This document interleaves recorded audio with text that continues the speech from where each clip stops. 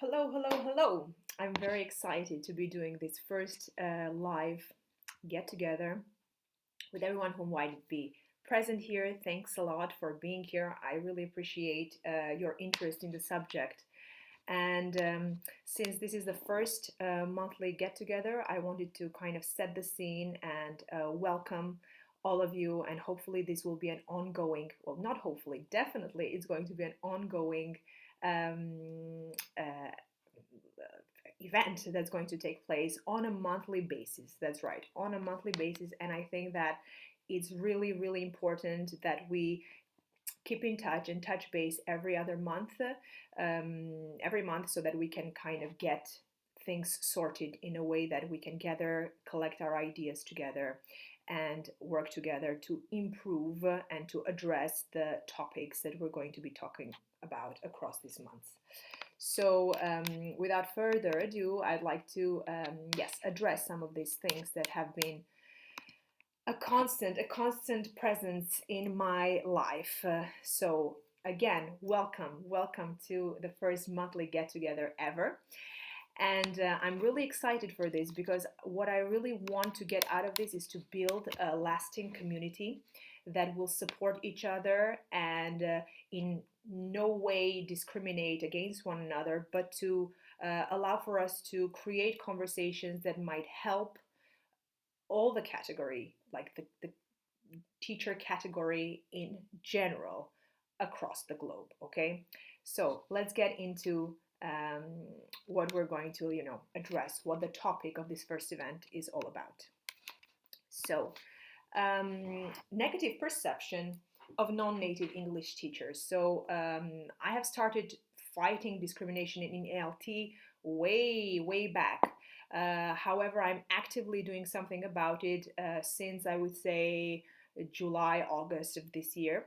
So I'm really just exploring, starting to expand my horizons as well in this very, very vast topic. That what I want to focus on today would be only on this: why are no native teachers seen as flawed? Why is something wrong with us?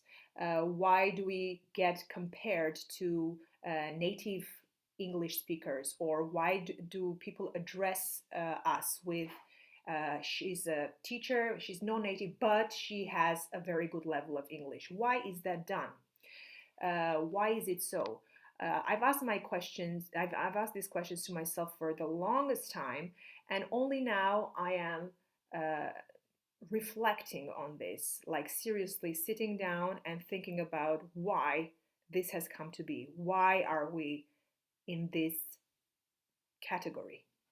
Okay, why is there this negative perception? Because we can't neglect the fact that it is seen as a negative, and there is a general negative perception in our category. So let's take a look. So I've started my page on Instagram is the non-native speaker, and the title for this is because I really wanted to address this, and it was kind of a challenge, a name that I thought would stand out, because we normally tend to hide the fact that we are non-native, or sometimes our recruiters ask us, don't mention the fact that you come from this or so and so country, even if your pronunciation is good. And we're going to talk a lot about pronunciation today. Even if your pronunciation is good, better not to say. Our clients or our customers want to have native level or native speakers of English, so it's better not to get into those details.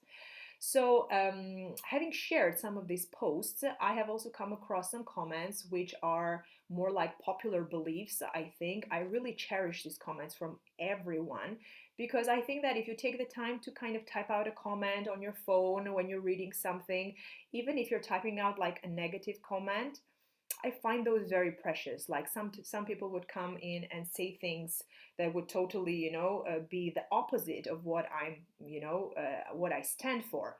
I'm fighting against discrimination, and some people say, well, that's not right. I mean, in our country, that never happens, or this is just all. They're not as aware, I would say. So I really cherish all sorts of comments because if they take the time to write something, even negative, definitely there are other people out there thinking the same thing. They're just not writing it. So I think that even a negative comment or something that requires for a bit of a response that may question why it is that the person thinks this way, kind of gives you more room to, a dialogue or a conversation, I think, clarifies a lot more than simply talking to yourself about this. If you want to insert any comments in the chat or questions that you have on anything I say, you're welcome to do so, obviously, at any time, and I'll address these questions at the very end. So these are some of the comments. As I said, these are on my Instagram profile. I haven't included any names because that's not what's relevant here. So a person commented, choosing between a native speaker and a non-native teacher, the teacher is surely better if he can pronounce the sounds properly. Now, this is a common thing. This saying that the pronunciation of the teacher is very important because it kind of models how the students should sound or how they should speak. Okay, if we're talking about, there is a distinction here between a native speaker and a non-native teacher. She says the teacher is surely better. Okay, if he can pronounce the sounds properly. So this if gets me thinking that maybe it is popular belief that not all non-native teachers pronounce properly. Yes, this is true. Some teachers have a strange pronunciation, or they might have. I do think that there is a fine line, though, between accent and pronunciation. We all have an accent and we all have different ways of pronouncing. I speak more than one language. I think I have an accent in all of them. Pronunciation is, in my opinion, overrated for some aspects. We learn a language in order to communicate more effectively. So our pronunciation is a problem only when others can't understand us. So I don't think that wanting to pronounce things like a Brit or like an American or like a person from Australia or Canada, any other place, any other country which is commonly referred to as, English-speaking country, and we're going to look at this today in our next slide. It's not realistic. Even if I surround myself with people of a certain nation, I might not acquire the same pronunciation as they. It may be for my choice because I want to sound like myself when I speak. It may be because I don't emulate the people that I'm around so much. I mean, it can be for a variety of reasons, but this should not matter so much as far as how skilled I am, and how well I know the language and how well I can teach a language. Okay, we know that there are a variety of levels that can be taught, and we should address that maybe in one of our next events as well. So this is another comment. I want to go through this a bit quicker so we can generally take an overview of what people think, or why this negative perception is there to begin with. What are people saying about it? A good native speaker teacher is the best students can get. Being a native speaker doesn't mean you're good at teaching, but you can still teach conversation classes. I think this subtly kind of refers back to this pronunciation problem, right? Why would you say, even if you're not a teacher, but you can still teach conversation classes? Now here, I would debate that no, you can't teach a conversation class if you are not a teacher. There are certain elements to conversation that you must teach as a teacher, but just having a conversation does not qualify as teaching. Okay?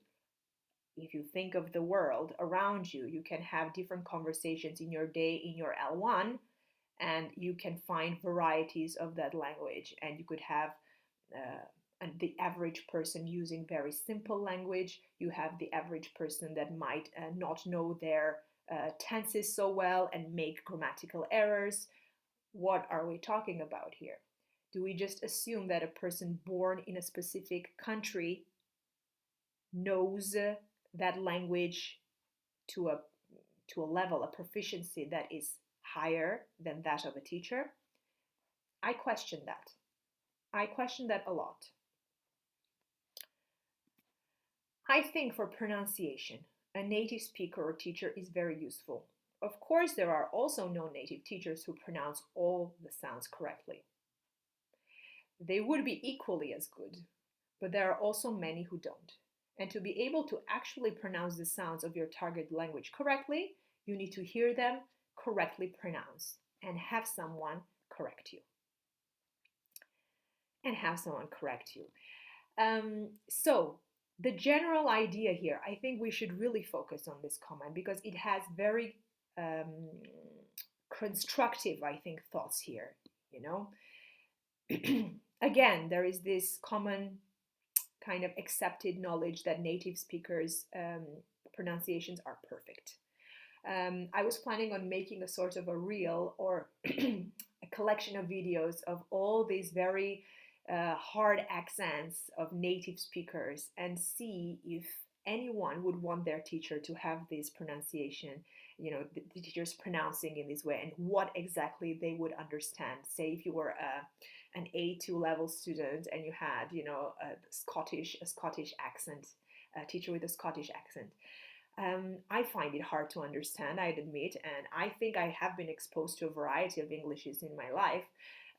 So it kind of pains me to have to go to them and say, but really, there are so many different accents, there's so many different types of pronunciation. Are you sure you would be able to get more out of a teacher simply because let's clarify, what is this native pronunciation that is common to everyone who is native? There isn't one.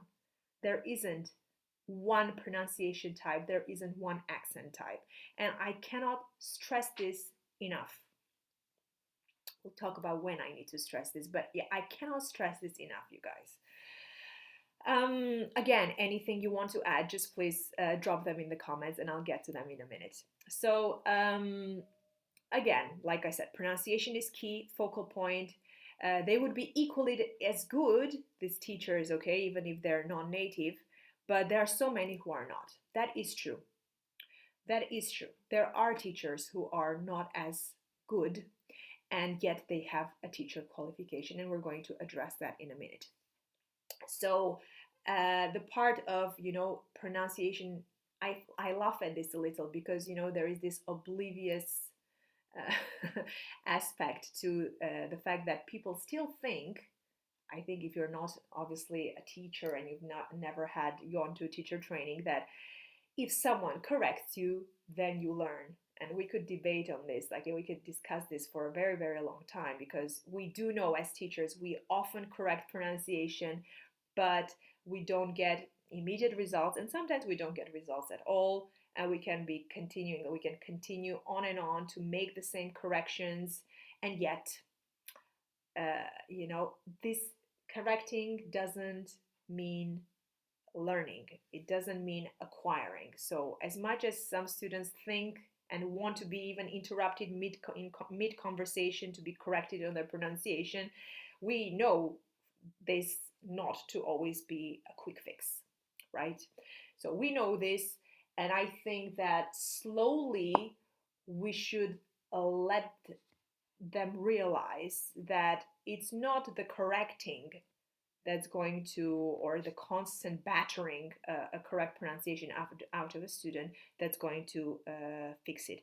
I normally correct pronunciation that hinders understanding, or I think that it might not be understood by the majority of English speakers.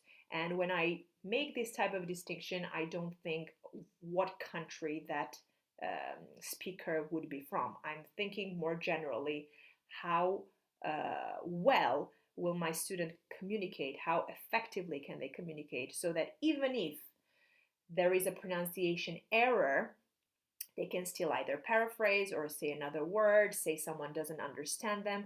They can find a way of, strategies in order to communicate more effectively when, there can be many, many reasons for why a person can't pronounce something perfectly well. Maybe, they have some problems with particular sounds. Okay, again, we could discuss this at another meeting, but you get the general idea of where I'm going here. I think, I hope. Um, Again, I can clarify a bit more. So, if we're looking at, I want to address the fact of this, the native speaking countries, or the so-called, which are the countries in the world that have English as their official language. Because English is so widely spoken, it has often been referred to as a world language, the lingua franca of the modern era. And while it is not an official language in most countries, it is currently the language most often taught as a foreign language.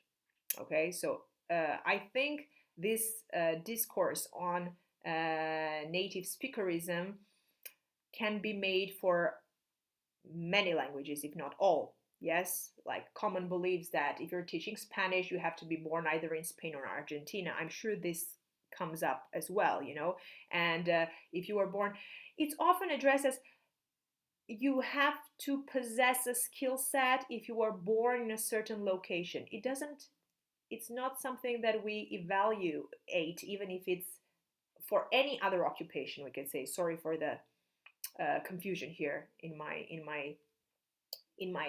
speech here. What I want to say is that no person is ever judged as having a skill or not having a skill based on where they were born. Okay, there are other discriminatory factors, surely, but I think the teacher category and all those aspects concerning language, they're kind of pinpointed at.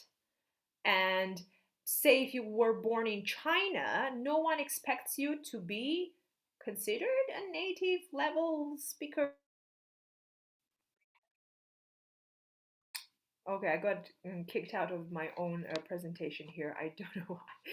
So I'll just try to carry on from where we had left off. Yes, we're looking at the world Englishes. Sorry, let me go back here. Just a second. Just a second. There we go. So I was saying, I don't think that any other occupation has this kind of scrutiny of, okay, if you're born here, then you are better. Or if you're, doctors certainly they don't say, oh, where is the doctor from? Can he be is he a good doctor? Well, this all depends on if he was born in Russia or India or Brazil.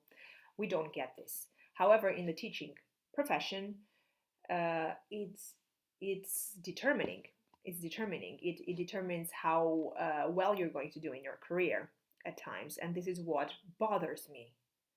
This is what bothers me because it's so unfair that a language spoken across the globe by the majority of people gets to be so, we are picked on. We're picked on simply because we were born maybe in the wrong place or in the right place. I don't know, but it certainly is something to consider. Now, I've gathered some stats, some statistics, which are easily retrievable also if you're interested in Wikipedia, wherever you want to kind of look up your facts. Here, for instance, I've looked up and I've kind of, I know that Wikipedia is not always the best,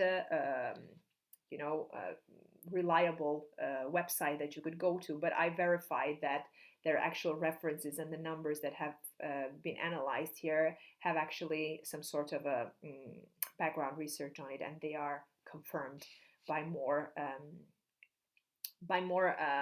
reliable sources, let's put it this way. So in this case, we have, I chose this chart because it kind of summarizes it, I think, well, what we're trying to say here. If we're looking at total English speakers as first language, so the United States, because they have a very obviously a numerous population, 78% of the people there speak English as the first language. India comes second in the amount. However, it's considered that only 0.06% of Indians speak English as a first language. Okay, we're talking again here. The number of people that have it as a first language would be 821,000, more or less. Nigeria coming in third, then Philippines, United Kingdom is actually the fifth in the amount of people living and eligible population of English speakers, let's put it this way. And 92%, a very high percentage, we could say, for both the United States and the United Kingdom to be known as, nations where English is spoken as the first language, right? Then I want to compare it to this chart over here, where here we've got specifically the countries that are commonly known as first, English is spoken there as a first language. Native speakers come from these countries: Australia, Canada, New Zealand, United Kingdom, and the United States. Now, the core Anglosphere makes up only 6% of the world population. 6%. That number is very low, considering that English is, as we were saying, a world language, a global language. It's everyone's language because it's the language we have chosen to communicate together with each other in a way that we can all understand. So it doesn't come as a shock to you when someone says, I speak English, because it's a very common language to know how to speak and to learn at school and all that. Some people have spent their lives speaking 2 languages, bilinguals, polyglots. Okay, 3 languages. There are people who come from different backgrounds, families that have moved. There is so much to, just that simple label of you are a non-native speaker of English. There's so much that can be lying, just below that surface of that little branding that they have given us that I think we do not deserve at all. So only 6% of the population, meaning that if everyone in the world were to look for a native speaking teacher, we wouldn't have enough teachers to give these classes. Okay? Even if they were to be group classes, very big, varied group classes of English. Simply wouldn't be feasible. So, what I'm going to go straight to the point here. What can be done on a practical level to inform both students, institutions, people that we are in daily contact with? Okay, I'm speaking to you, non-native English teacher or speaker. Okay, this is for everyone. Normally, native speakers know, if they're teachers, obviously they have some sort of an idea because they see it on a daily basis how their colleagues are being discriminated on. They know, and they too think that it isn't right. It's not like we are in this by ourselves, we're just inventing this, we've dreamt of this problem. It's there. We have been speaking about it for the longest time. But what can be done on a practical level? Because just the other day, I've had the same problem yet again, and we're in 2022 now. What can be done? First of all, you have to raise awareness of negative perception. I don't care how simplistic that might sound.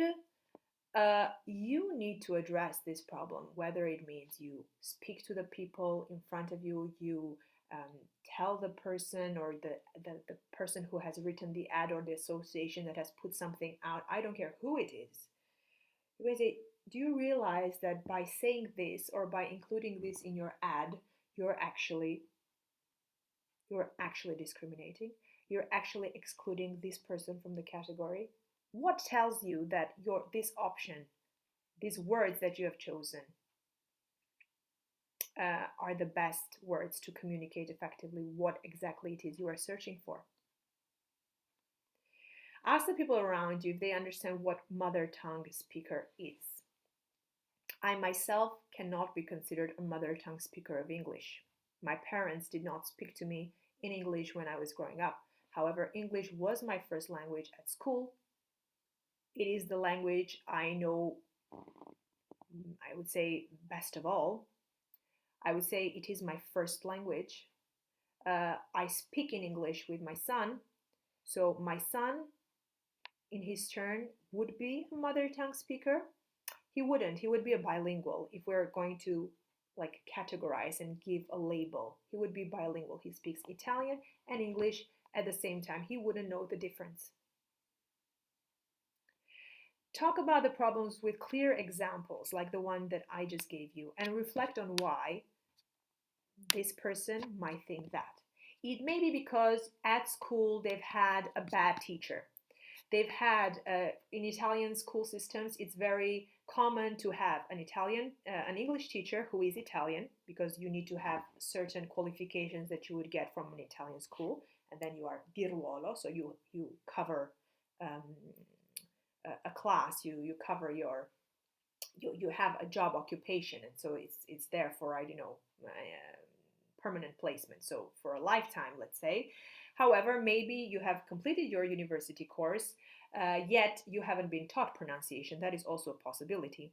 So how do these negative, obviously there are bureaucratical issues, and how we evaluate, how we value when a teacher is ready to go into the schools comes into play also.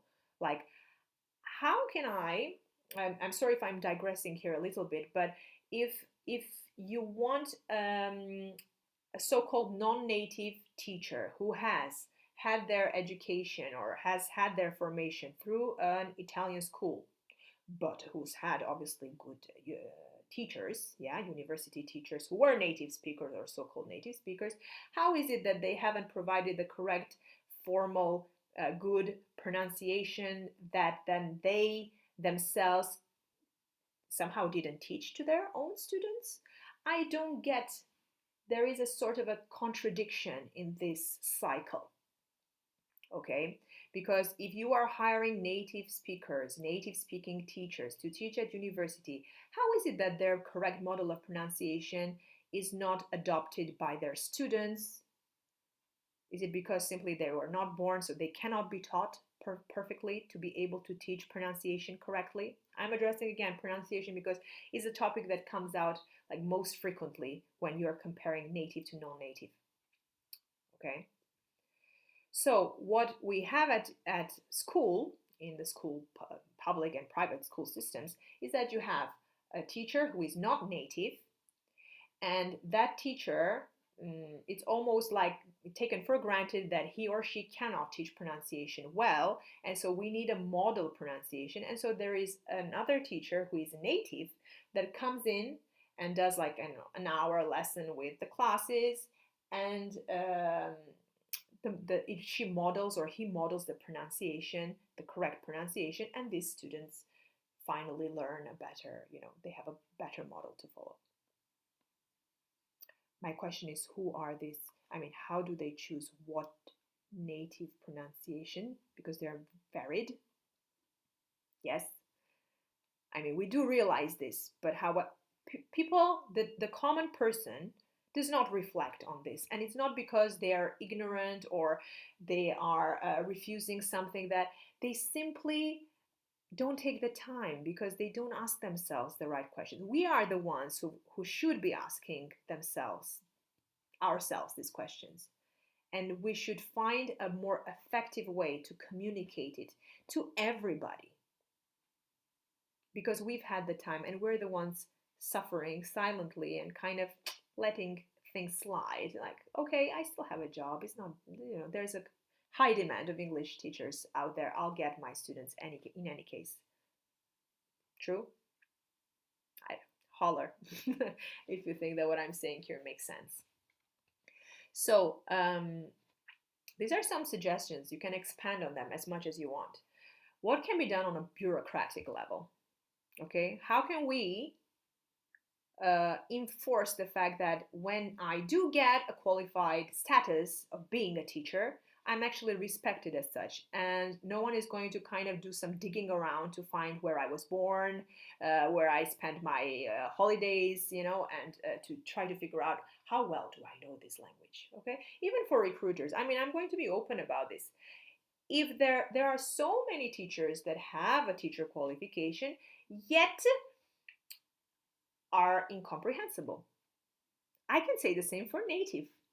I can say the same for native speakers, because some pronunciations are very hard to understand in a classroom of, let's say, beginner, elementary, pre-intermediate students. So that could be also something negative there.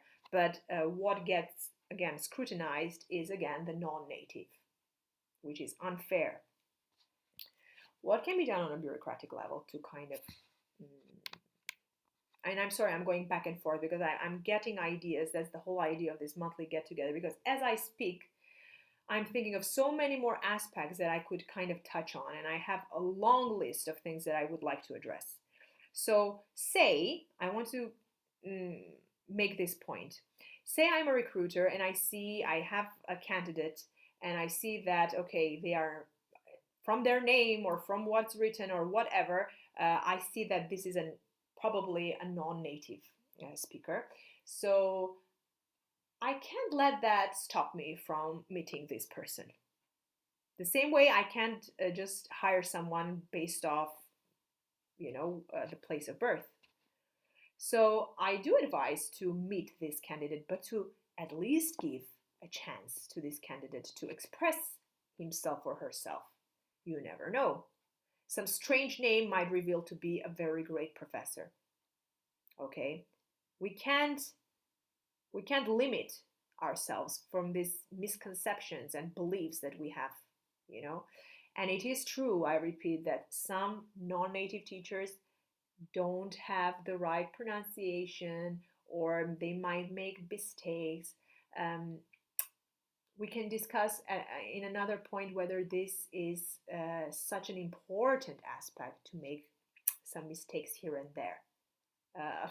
Again, not a lot of natives do the same, but that's not the point. So what can be done on a bureaucratic level? Yes, to make it also something more, make it more, the whole procedure of hiring someone, to make that also something more simple.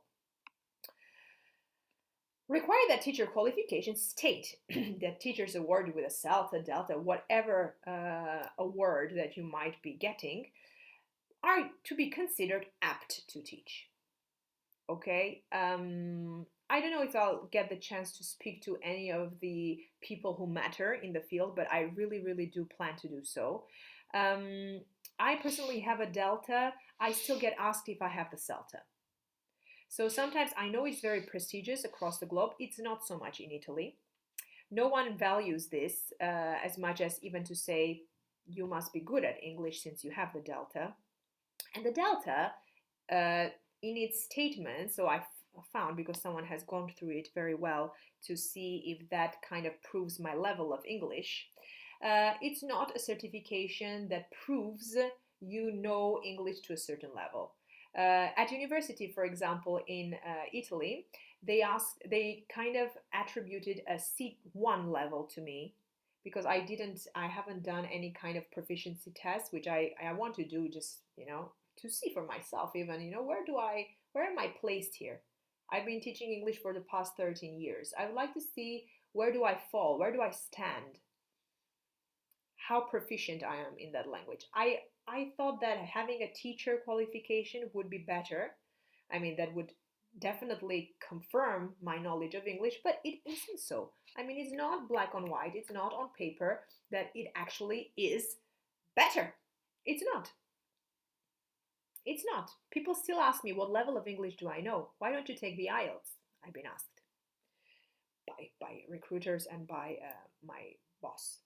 So follow up legally is my other suggestion. Like, what can be done on a bureaucratic level? Follow up legally on those associations or private schools who advertise their services with favorite keywords. We've all seen them. It's even more blunt, like in Southeast Asia. I have a contact on Instagram that has sent me a lot of these. We know this, there are documents, official documents, that call this out. They say this is a discriminatory behavior. You cannot base a job on a preference of where that person is from, just like it's a matter of race, ethnicity, sex, gender. Okay, it's not legal. Why is it still being done? If it's ignorance, we can fix that. If it's not, maybe something else should be done. Let's discuss this. Let's see what can be done. It's not something that we should just let it go, let it slide. Make it into a big deal so that it is taken seriously. As much as I've said even earlier on that you can probably turn the other way, look the other way, and not pay so much attention to what is being, because you can fend for yourself. Okay, if you're a good teacher of any language, you can definitely find clients. You can have some private tuitions. You can do a lot. You can do a lot because knowing languages is a skill set that you are definitely not born with, but that helps you get all those career opportunities that you want. Ironically, teachers who know many languages sometimes don't get all the career opportunities that they're looking for, they're seeking for. So the fact that you can fend for yourself does not mean that it is not as relevant. You need to make it into a big deal. You need to be talking about this like on a daily basis. I had a conversation the other day with a woman who said, "Oh, we're so lucky. We have this woman that comes into my daughter's class, and she's a native speaker." I wasn't. She didn't even know I was a teacher. She didn't. It just came up in daily conversation. I said, I don't want to, like, with all due respect, Can I just make a reflection, like, how is it that you're paying for the school and you have a teacher that's not good at pronouncing? How is that? Is the Italian teacher qualified to teach English? Yes, she is. How is it that her pronunciation is not considered good enough? Has she not completed studies? Has she not spent money on her formation? Has she not? She has, hasn't she? So either we raise the bar, so that we know that when we are forming, when we are giving formation to a future teacher, then when we do give a degree or a master's degree or whatever qualification, we make sure that that is to confirm that they are apt to teach.